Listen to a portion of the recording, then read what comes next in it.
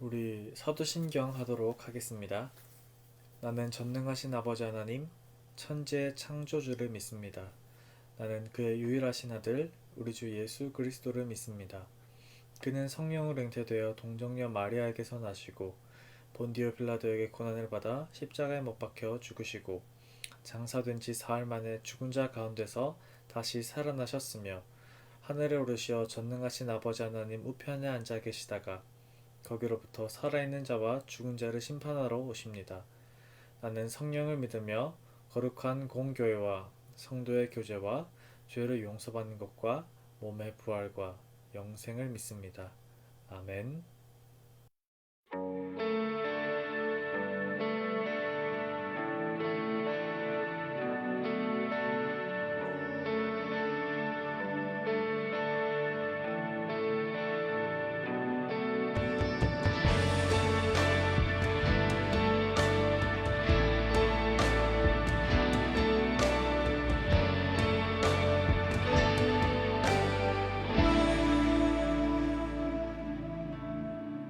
공허한 이 세상 소망 하나 없는데 우리 약함을 동정하느니 보이지 않으시네.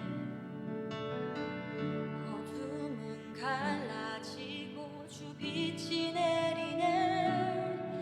빛으로 생명 되신 예수 소망을 이루셨네.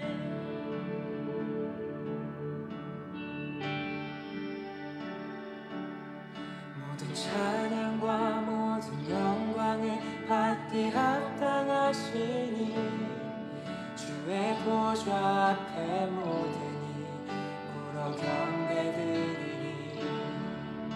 온 하늘과 숨쉬는 모든 생명들아 소리쳐 아름답고 위대하신 주 우리 주를 찬양해.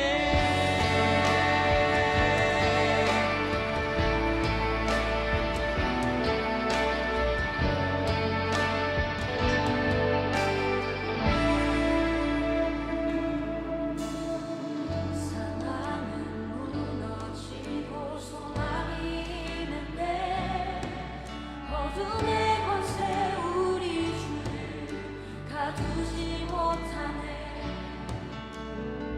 주의 희생으로 우리들 살아나 영원히 아버지 집에서 우리 찬양하겠네.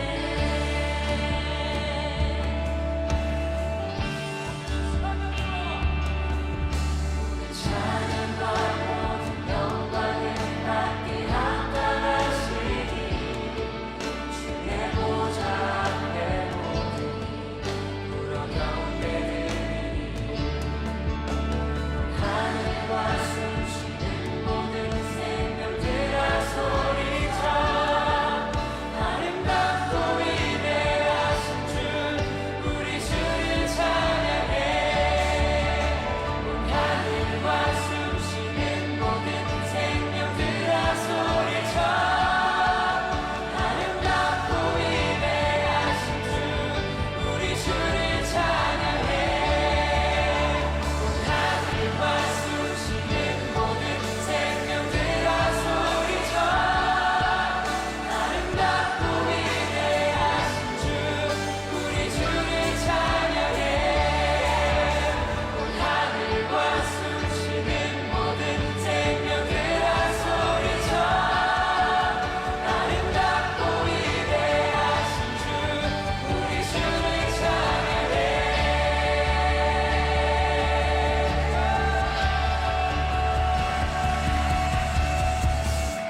그때에 우리는 주 얼굴을 보리니 우리 눈에 맺힌 눈물 그가 닦아주시리.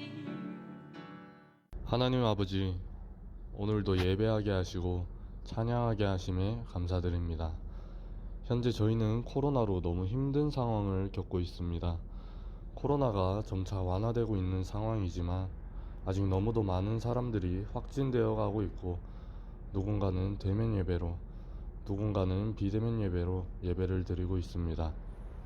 하루빨리 코로나가 종식되어서 마스크를 벗고 모두가 한자리에 모여 예배 드릴 수 있는 축복 내려주시고 오늘 우리의 예배가 하나님께서 합당하다 생각되는 예배 되게 하시고 전도사님께서 하나님의 말씀을 설교해 주시는 것을 듣고 우리가 더욱 그리스도의 제자로 거듭날 수 있게 축복 내려 주시옵소서. 매 순간 저희를 지켜봐 주시고 사랑해 주심에 감사드리며 이 모든 말씀 예수님의 이름으로 기도드립니다. 아멘. 네, 오늘의 말씀 한번 읽어보겠습니다. 오늘의 말씀 마가복음 8장 27절에서 34절까지의 말씀입니다. 오늘의 말씀 마가복음 8장 27절에서 34절까지의 말씀입니다. 예수와 제자들이 빌립보 가이사랴 여러 마을로 나가실새 길에서 제자들에게 물어 이르시되 사람들이 나를 누구라고 하느냐. 제자들이 여짜와 이르되 세례 요한이라 하고 더러는 엘리야 더러는 선지자 중에 하나라 하나이다. 또 물으시되 너희는 나를 누구라 하느냐. 베드로가 대답하여 이르되 주는 그리스도이시니이다 하매 이에 자기 일을 아무에게도 말하지 말라 경고하시고 인자가 많은 고난을 받고 장로들과 대제사장들과 서기관들에게 버림바 되어 죽임을 당하고 사흘 만에 살아나야 할 것을 비로소 그들에게 가르치시되 드러내놓고 이 말씀을 하시니 베드로가 예수를 붙들고 항변하매 예수께서 돌이키사 제자들을 보시며 베드로를 꾸짖어 이르시되 사탄아 내 뒤로 물러가라. 내가 하나님의 일을 생각하지 아니하고 도리어 사람의 일을 생각하는도다 하시고 무리와 제자들을 불러 이르되 누구든지 나를 따라오려거든 자기를 부인하고 자기 십자가를 지고 나를 따를 것이니라. 아멘. 여러분 한 주간 잘 지내셨나요? 네, 오늘의 말씀은 메시아라는 제목을 가지고 오늘 말씀 한번 나눠보려고 합니다. 한 주간 여러분들 뭐 별일 없으셨나요? 이번 한 주는 재나 문자로 오는 코로나 확진자 수를 보니까 조금씩 줄어들고 있는 것 같긴 한데 아직까지는 참 많은 사람들이 힘들어하는 상황을 보니까 마음이 많이 아픈 것 같습니다. 우리 주위에도 그렇게 좀 건강을 챙길 수 있게 잘 기도해 주시고 우리 서로 잘 챙겨 주었으면 좋겠습니다. 여러분들 메시아라고 하면 어떤 뜻이 생각이 나나요? 메시아 하면 뭐가 생각이 나죠? 보통은 구원자라고 생각을 합니다. 메시아라는 말은요, 메샤라는 히브리어에 파생된 단어인데 이 메샤의 뜻은 기름을 붓다라는 뜻을 가지고 있습니다. 구약 시대 보면 이제 기름 부음을 받은 사람들에 대해서 나오게 되는데요. 하나님의 부음을 받을 수 있는 사람들은 첫 번째로 왕, 그리고 선지자, 제사장들입니다. 이렇게 기름 부음을 받는다는 것은 하나님께서 쓰신다는 하나님의 그런 일을 한다는 증표가 되며 하나님의 일에 충성하고 하나님의 일을 한다는 뜻을 가지고 있습니다. 그렇게 보았을 때에 당시 유대인들이 예수님이 오시고 예수님이 메시아라는 생각을 했을 때 예수님을 보고 어떤 생각을 했을지 대충 감이 오게 됩니다. 그럼 예수님은 어떤 기름을 부음받아서 이 땅에 오셨는가? 이스라엘의 왕이 될 자, 왕이 되어서 저 로마 제국을 무너뜨리고 이 땅에 평화를 찾아올 자로 보고 있었습니다. 그래서 예수님을 정말로 능력과 지혜가 더하여서 자신들을 이 어두운 세상 속에서 구원해 줄 이라고 생각을 했던 것이죠. 그래서 오늘 말씀에 예수님께서 제자들에게 따로 물으십니다. 사람들이 나를 누구라고 하냐? 라고 묻자 제자들이 뭐라고 하죠? 어떤 사람은 예수님을 세례 요한이라고 하는 사람도 있고 또 어떤 사람은 엘리야 또 어떤 사람은 선지자 중에 하나라고 말하답니다. 라고 하자 예수님께서 다시 한번 물으십니다. 그러면 나를 따르는 너희는 나를 누구라고 생각을 하느냐? 하자 제자들은 사실 마음속에 맴도는 단어들을 이렇게 조금씩 이게 좀 기다리고 있었을 거예요. 조금 이 말을 해도 되나? 아니면 갑자기 예수님께서 우리에게 이런 말씀을 하시는 이유가 무엇이지? 라고 생각을 많이 했을 겁니다. 그런데 그때 한 사람이 튀어나오게 되죠. 정말 열정이 가득하고 또 순교로 하나님께 영광이 된 베드로입니다. 베드로가 이제 예수님 앞에 나와서 고백을 하게 됩니다. 이 고백이 예수님 사랑합니다라는 그런 고백이 아니라 주는 그리스도이십니다라는 신앙 고백을 하게 됩니다. 사실 이때에도요, 베드로와 제자들은 다른 유대인들처럼 왕이 될 사람이라고 생각을 했을 겁니다. 예수님 봐요. 어떻죠? 젊어서부터 어렸을 때부터 지혜와 총명이 가득했죠. 그래서 회당에 있는 사람들에게 인정도 받기도 하고 많은 사람들을 놀래키기도 합니다. 그리고 지금 청년이 되어서 세례 요한에게 세례를 받고 그 다음에 어떻게 되죠? 많은 사람들에게 하나님 나라에 대한 복음을 전하며 또 수많은 병자와 귀신 들린 자를 고쳐주시면서 수많은 기적들을 일으키게 되죠. 이 많은 기적들을 옆에서 보고 체험하면서 제자들은 생각했을 거예요. 와, 이 내가 따른 예수님은 무조건 이 나라의 왕이 된다. 왜? 이렇게 대단한 사람이 왕이 되어야 되지. 평범한 사람이 왕이 돼서 뭐 하겠냐. 정말로 예수님은 구약 때부터 약속된 우리를 구원해 주실 왕으로 오셨다 라고 많이 생각했을 거예요. 근데 그리고 예수님께서 제자들의 부흥에 입입어서 내가 왕이 돼가지고 이 나라를 어떻게 통치하고 저 로마 제국을 어떻게 내가 물리치겠다는 말씀을 하시는 게 아니라 뜻밖의 이야기를 하게 됩니다. 본인이 받을 고난에 대한 이야기를 말하게 되는데요. 그럼 이 왕이 될 사람이 고난을 받고 죽게 되고 부활할 거라고 하시는데 이 제자들은 어떤 마음을 가지게 되었을까요? 그 지혜롭고 총명하신 예수님이 맞나? 라고 생각을 했을 거예요. 아니 예수님, 예? 무슨 말씀이세요? 우리를 이 어둠 속에서 구원해 주실 분이 바로 당신인데 당신이 죽으면 어떡해요? 당신이 고난 받으면 어떡해요? 아니 절대 그럴 일 없습니다. 라고 하는 사람이 또 베드로였어요. 베드로가 어떤 말로 예수님께 항변을 했는지 모르겠지만 수많은 말과 예수님을 이렇게 자랑하는 말들로 예수님께 항변을 했을 겁니다. 예수님 절대 그럴 일 없습니다. 라고 했을 거예요. 그래서 그 말을 들은 예수님은 베드로를 칭찬했을까요? 아이고 베드로야, 네가 나를 이렇게나 생각을 하는구나 라고 칭찬했을까요? 아니요. 예수님은요, 사탄아 내 뒤로 물러가라. 내가 하나님의 일을 생각하지 아니하고 사람의 일을 생각하는도다 라는 침통을 놓으십니다.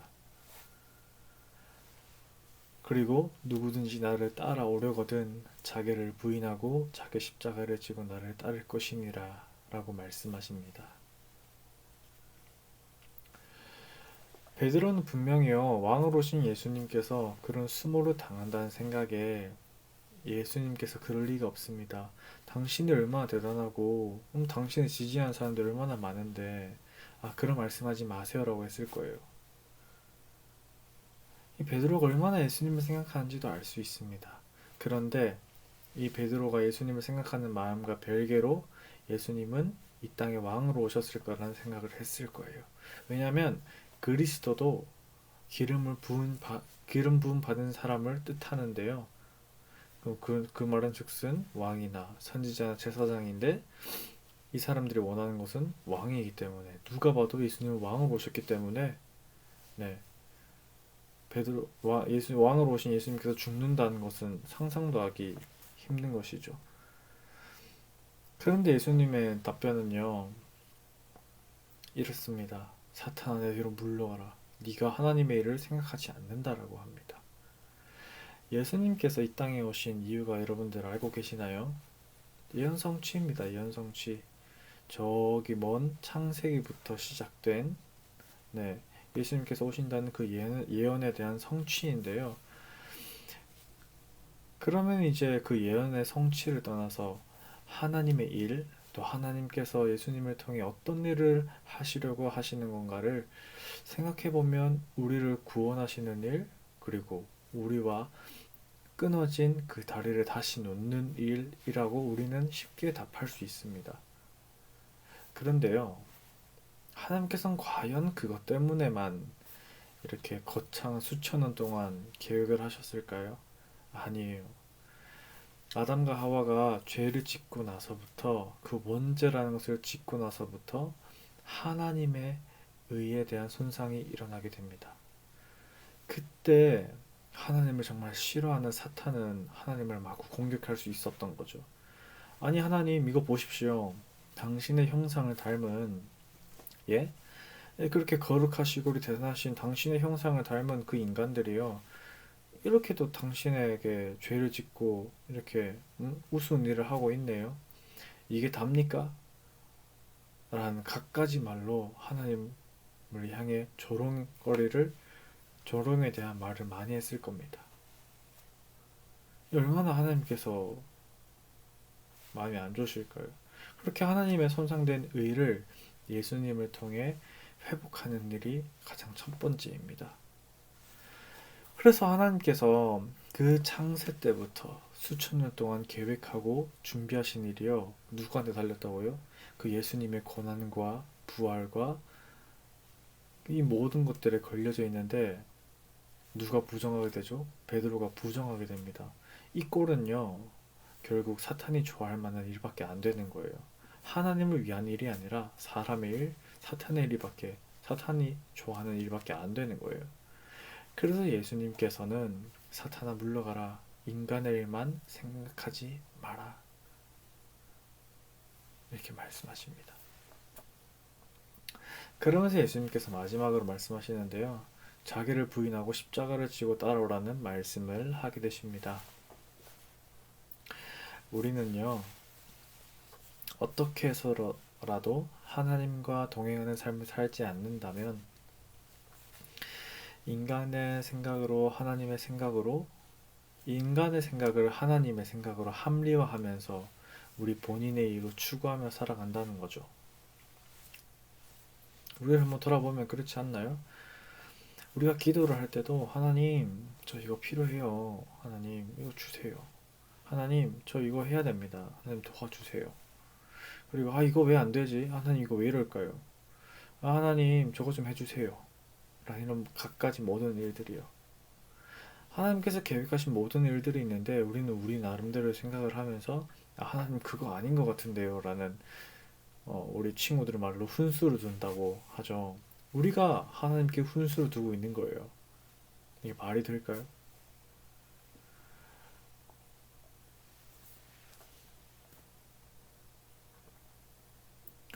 그래서 사도 바울은요, 뭐라고 말을 하냐면 나는 매일 죽는다 라는 고백을 합니다. 이 매일 나는 죽는다라는 고백이 바로 나를 부인하면서 내 십자가를 지고 예수님을 따라간다는 의미를 가지고 있습니다. 왜냐하면요, 맨날 나를 죽여야, 나를 부정해야, 나를 내려놔야 예수님을 따라갈 수 있다는 말이에요. 사랑하는 안강제일교회 우리 중고등부 여러분들, 하나님의 계획은, 그 놀라우신 계획은요, 예수님께서 부활하시고 승천하신 후 또 수천 년이 지난 지금 여러분에게도 유효한 계획입니다. 예수님을 통한 하나님의 의는 회복하셨으나 우리를 통해 회복하는 일과 우리가 하나님과의 연결이 이어져야만이 하나님의 계획이 이루어지게 됩니다. 그것이 바로 아까 예수님께서 말씀하셨던 나를 부인하고 십자가를 지는 삶인데요. 여러분들께서 살아갈 때에 여러분의 욕심과 여러분의 그런 갈망하고 열망하는 모든 것들, 그 모든 것들을 제가 모두 다 내려놓으라는 말씀을 드리지 않겠습니다. 하지만 언젠가는 그 모든 것을 내려놔야 하고 언젠가는 예수님을 따라야 할 것입니다. 이 말씀이 저도 처음부터 깨달아지진 않았는데 읽고 묵상할수록 더욱더 깨달아지는 것 같더라고요.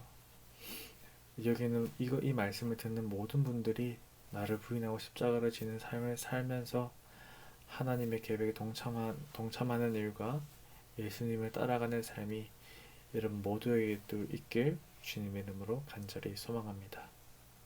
네, 기도하겠습니다. 하나님 아버지 감사합니다. 주님, 나를 부인하고 십자가를 지고 가는 그런 삶이 주님 어려운 줄 압니다. 하나님께서 예수님을 통한 그런 놀라우신 계획이 우리에게도 있다는 것을 우리가 깨닫게 하여 주시고, 우리가 이 말씀을 가지고 살아갈 때에 우리가 우리의 모든 것을 내려놓고, 예수님께서 우리를 위해 이렇게 죽으셨지, 그리고 하나님께서 우리 때문에 하나님 우리가 손상이 되었었지, 하나님 우리를 용서해 주시고 우리가 바른 길로 감을 통해서 우리가 누구에도 지지 않고 끝내 승리할 수 있는 삶을 살 수 있도록 주님 인도하여 주시옵소서. 주님 모든 유혹에 뿌리칠 수 있도록 주님 도와주시옵고, 우리가 입술과 우리의 정욕과 모든 것을 다 주님 주관 뜻대로 하게 하여 주시어서 저희가 오직 주님 바라보며 살아갈 수 있도록 주님 인도하여 주시옵소서. 모든 말씀을 주님 이름으로 기도드립니다. 아멘. 여러분들, 우리 주기도문 하도록 하겠습니다. 하늘에 계신 우리 아버지, 아버지의 이름을 거룩하게 하시며 아버지의 나라가 오게 하시며 아버지의 뜻이 하늘에서와 같이 땅에서도 이루어지게 하소서. 오늘 우리에게 일용할 양식을 주시고 우리가 우리에게 잘못한 사람을 용서하여 준 것 같이 우리 죄를 용서하여 주시고 우리를 시험에 빠지지 않게 하시고 악에서 구하소서. 나라와 권능과 영광이 영원히 아버지의 것입니다. 아멘.